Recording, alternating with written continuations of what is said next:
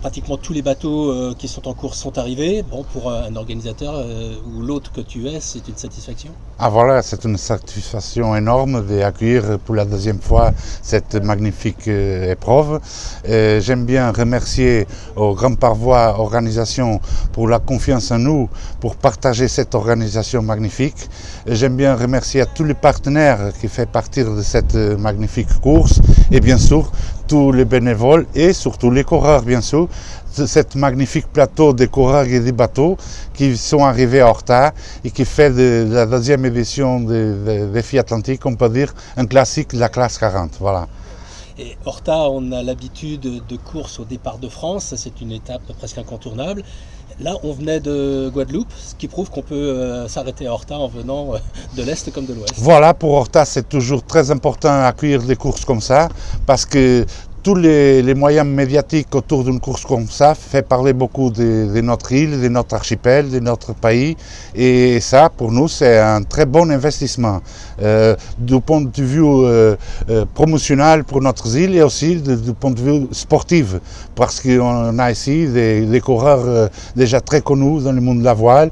Et ça, et comme ça, on peut aider aussi le développement des classes et des courses au large dans l'Atlantique. Voilà.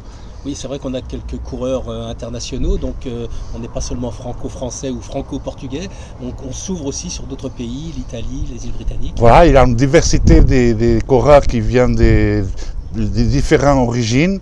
Et ça c'est bien parce que c'est l'internationalisation de la course et c'est l'intérêt des médias pour une course comme ça. Et pour nous, ça c'est très très important. Vous vous intéressez à l'aspect sportif de la course, parce que c'était une très très belle épreuve qu'on a connue là. Mais bien sûr, parce qu'il y a un magnifique plateau de coureurs, les coureurs qui sont participés à plusieurs classes de course au large, et ça c'est magnifique pour une course comme ça. Vous avez conscience que Horta, dans l'esprit de tous les marins, c'est un endroit magique, c'est un endroit particulier? Vous avez conscience de ça? Bon, j'espère que ça se passe parce que quand je parle avec les coureurs, je pense qu'ils sont ravis d'arriver à Horta. Horta, c'est une ville avec une grande histoire autour de la mer.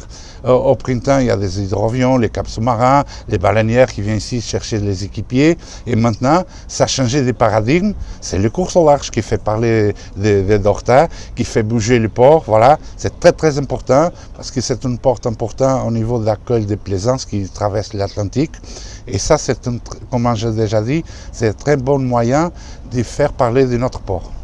Et puis tout le monde devient un petit peu un ambassadeur de Horta, puisque les gens qui partent de Horta, ils emmènent un petit morceau de Horta avec eux.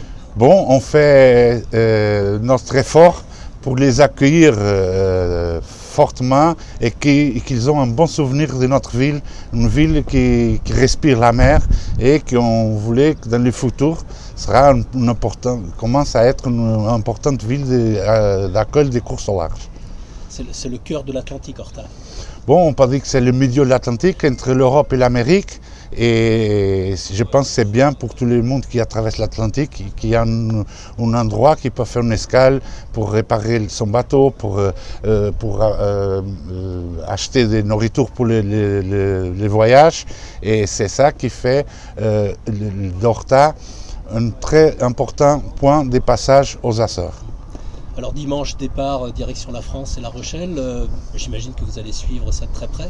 Ah, bien sûr, j'ai déjà suivi dès qu'ils sont partis et je pense que c'est pas mal au niveau des météos, que ça va se faire très vite et que va être très très chaud au niveau sportif parce que sont pas, les premières places ne sont pas encore définies et ça sera très intéressant de suivre cette deuxième étape.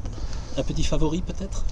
Bon, il y a des bons coureurs, il y a des bons bateaux.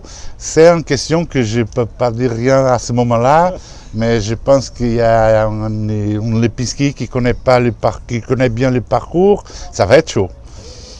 Quand verra-t-on des marins portugais ou des Açores dans la course au large? Bon, c'est pas facile parce que nous sommes loin. Nous sommes loin et maintenant les projets sont des fois plus chers et on n'a pas de vrais moyens pour participer dans un projet comme ça. Je pense que les gens sont motivés, mais ce n'est pas facile de trouver des sponsors pour participer dans une épreuve comme celui-là. Mais je suis ravi que dans le futur, il y a un équipage des Açores qui peut participer dans une course comme ça.